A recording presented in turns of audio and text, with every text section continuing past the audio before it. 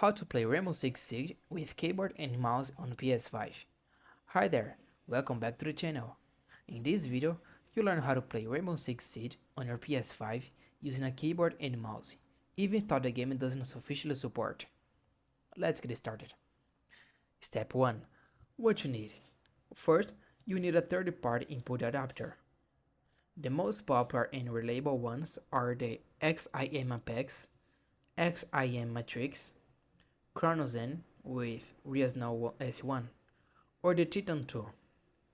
These devices trick your PS5 into thinking you're using a controller. Step 2. Get your gear. Connect your keyboard and mouse to the adapter, and make sure you also plug in a PlayStation 5 compatible controller, usually a DualSense or a PS4 controller if using remote play workarounds. Step 3. Plug everything in. Now, connect the adapter to your PS5. It should power on and recognize all devices. Step 4. Configure the adapter. Open the adapter's companion app, like the XIM Manager, on your phone or PC. From there, select Rainbow Six Siege and map your case. Adjust sensitivity and dead zones for smoother aim control. Step 5. Launch the game.